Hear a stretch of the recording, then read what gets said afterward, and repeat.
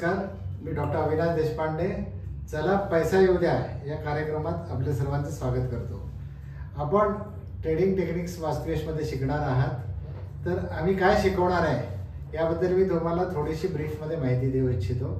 तर पहिली गोष्ट म्हणजे काय की मला असं आढळलं की बरेच वर्ष काही लोक ट्रेडिंग करतात किंवा शेअर मार्केटशी जोडलेले आहेत, पण त्यांनी कधी IPO मध्ये हिस्साच घेतला नाही. म्हणजे IPO या प्रकाराला त्यांनी कधी स्पर्श पण केला नाही. तर IPO मध्ये आपण IPO घ्यायचा का नाही घ्यायचा हे आम्ही पहिली गोष्ट आपल्याला शिकवणार आहे. जसं माझा CA त्यांनी मला विचारलं की कारण त्याला माहिती आहे मी हे ट्रेडिंग टेक्निक्स किंवा हे शिकवतो, त्यामुळे तो मला विचारत होता की LICचा IPO येतोय तर त्यात मी तो घेऊ का त्याच्यासाठी. तर मी त्याला म्हटलं LIC मध्ये तू काही पार्टिसिपेट करू नको.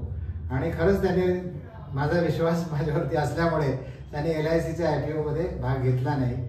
आणि आपण आज जाणता की 15-20% LICचा IPO जेव्हा लिस्ट झाला तो 15-20% खाली लिस्ट झाला आणि त्यामुळे बऱ्याच लोकांना ॲक्च्युली अजून ते पैसे रिकवर करता आले नाही. तर आपण IPO मध्ये भाग काय घ्यायचा आहे आणि काय त्यामध्ये काय बघायचं आहे हे आम्ही तुम्हाला इतक्या सोप्या रीतीने शिकवणार आहे की त्यामध्ये आपल्याला CA असायची काही गरज नाही. 5 मिनिटात आपण समजू शकता की येणाऱ्या IPO मध्ये मी भाग घ्यायचा आहे का नाही. इतक्या सोप्या रीतीने आम्ही तुम्हाला आपल्याला ही सिस्टीम समजून सांगणार आहे. दुसरा फायदा असा आहे की जसं आपल्याला माहिती आहे नजारा टेक्नॉलॉजी याचा IPO जवळजवळ मला वाटतं 80-90% वरती उघडला. म्हणजे जर आपल्याला एखादा IPO मध्ये 20-40% तर वरती उघडतात. जसं टाटा टेक्नॉलॉजीचा IPO आत्ता लेटेस्ट उदाहरण आपण जर बघितलं तर त्याची प्राइस होती ₹500 आणि इट गॉट लिस्टेड ॲट ₹1200-1300 रुपये पहिल्याच दिवशी गेला. म्हणजे 100%च्या वरती जर त्याची प्राइस झाली तर आपण एक लक्षात घ्या की आपण जेव्हा बँकेमध्ये पैसे ठेवतो त्यावेळेला काय होतं आपल्याला बँक हार्डली 7 ते 8% किंवा 8% ते सुद्धा सिनियर सिटीजनना कदाचित ते इंटरेस्ट रेट देतात. आणि रूल ऑफ 72 हे सगळ्या गोष्टी मी तुम्हाला डिटेलमध्ये शिकवणार आहे, पण जस्ट मी तुम्हाला टच करतो की रूल ऑफ 72 म्हणजे काय. 72 डिवायडेड बाय 8 म्हणजे तुम्हाला जर 8% बँक इंटरेस्ट रेट देत असेल तर 9 वर्ष लागणार आहे तुमचे पैसे डबल व्हायला. जर आपल्याला बँक 9 वर्ष लागतात बँकेत ठेवून तर आपल्याला जर 8%च इंटरेस्ट रेट मिळतोय, जर आपल्याला IPO मधनं 10-12 दिवसातच आपल्याला 30-40% मिळत असेल तर एवढे रिटर्न्स आपल्याला कुठे मिळणार आहेत. आणि यामुळे काय झालंय की माझे काही स्टुडंट्स जे आहेत ते ॲक्च्युली म्हणतात की सर मी फक्त IPO मध्येच भाग घेतो. आणि रिअली त्यांनी एक IPO साठी एक वेगळं बजेट ठेवून दिलंय आणि ते IPO मध्ये ट्राय करतात. आणि मी सांगितल्या मेथडने जर IPO मिळते त्यांना मिळाला आणि बऱ्याच लोकांना मिळतो पण आहे. इरडा म्हणजे आता जो याच्या रिन्युएबल एनर्जीचा एक IPO चांगला येऊन गेला त्याचे पण त्यांना स्टॉक्स मिळाले. They even got this Tata technology. तर चांगल्या स्टॉक्समध्ये आपल्याला IPO मध्ये सक्सेस मिळून पैसे चांगले होऊ शकतात. सो हे आपण एक सिम्पल टेक्निक मी आपल्याला शिकवणार आहे. दुसरं म्हणजे काय आहे की बरेचदा असं असतं की स्टॉक खाली पडतो. आता असं नाही की मार्केट अप आहे. जसं आता निफ्टी कदाचित हायेस्ट लेवलला आहे आज, पण निफ्टीतले सगळे स्टॉक काही वरती जात असतात. कधीही कुठले तरी स्टॉक्स खाली पण येत असतात आणि मार्केट हे पडणारच आहे भले तो कोणाचाही स्टॉक असो. सो बेसिकली पडलेल्या स्टॉकमधनं कसे पैसे कमवायचे हे एक मी तुम्हाला शिकवणार आहे की ज्याच्यातनं आपण चांगल्या प्रकारे अर्थार्जन करू शकतो. म्हणजे स्टॉक पडला की आपण डोक्याला असा हात लावून असे राहू म्हणजे आपल्याला एक काहीतरी वाईट गोष्ट झाल्यासारखं वाटतं आणि आपण एकदम डोकं पकडून बसतो. तर राहूत ना आपण याहू म्हणजे प्रॉफिटमध्ये जाऊ. तर ही जी काय मेथड आहे राहू याहू, that method I am going to teach you in my class. So that you will learn. अजून एक मेथड अशी आहे की आपल्याला जी सिम्पल आहे की एखादा स्टॉक वरती जातोय तर वरती जाणाऱ्या स्टॉकमध्ये आपण कसे पैसे कमवायचे हे आम्ही तुम्हाला याच्याबद्दल 1-2 वेगळ्या मेथड सांगणार आहे.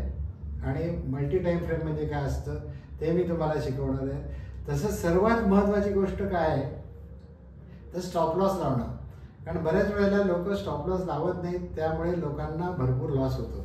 जसं मी एखाद्याला विचारले की काय रे तू स्टॉक मार्केटमध्ये काम करतो का, तर ती व्यक्ती म्हणते नाही सर पूर्वी करत होतो आता नाही करत, आता वेळ नाही मिळत. ॲक्च्युली वेळ नाही मिळत हे खरं उत्तर नाही आहे. खरं उत्तर काय आहे की पूर्वी त्याने स्टॉक मार्केटमध्ये काम केलं पण त्याला नॉलेज नसल्यामुळे त्यांनी लॉस खाल्ला आणि आता लॉस त्याला रिकवर करता नाही आला.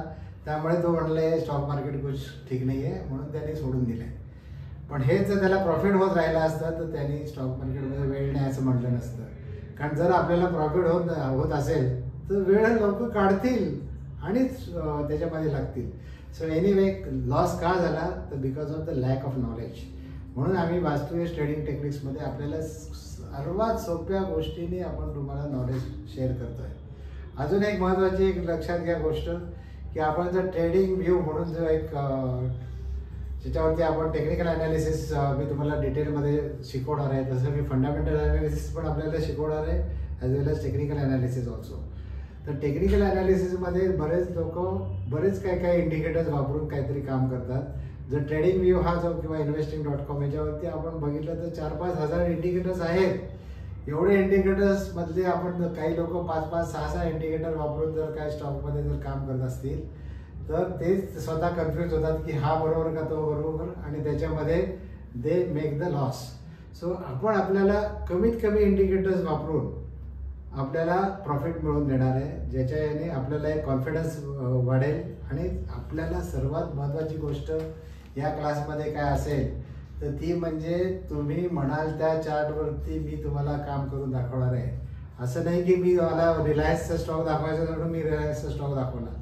तुम्ही जर अडाणीचा स्टॉक म्हटलं तर मी अडाणीवरती तुम्हाला काम करून दाखवेन, अडाणी एंटरप्राइजेस. तुम्ही म्हटलं नाही PFC वरती मला काम करून दाखवायचं तर I will open out the PFCचं चार्ट आणि will work on that. Basically मी तुम्हाला काय शिकायचं आहे आणि ते मी तुम्हाला शिकवणार आहे. मला काय शिकवायचं आहे हे महत्त्वाची गोष्टी मी तुम्हाला शिकवणार आहे. पण तुम्हाला जो काही डाऊट असेल, जी काही गोष्ट तुम्हाला जाणून घ्यायची या ट्रेडिंग मधनं, ती मी तुम्हाला सर्वात चांगल्या रीतीने आणि सर्वात सोप्या रीतीने म्हणजे सुलभ आणि सटीक तरीके से I am going to teach you. So have that confidence with us आणि do join our course at earliest. मला असं वाटतं यानेच आपण आर्थिक साक्षरता आणू शकाल आणि आपलं लाईफमध्ये समृद्धी आणाल. आणि चला पैसा येऊ द्या हे म्हणण्यापेक्षा अरे पैसा आता ये यार और आने दो असं आपण म्हणाल. सो यासाठी आमच्या क्लासला लवकरात लवकर जॉईन व्हा. Thank you very much for watching Vastuvesh channel. Keep tuned with us. Thanks.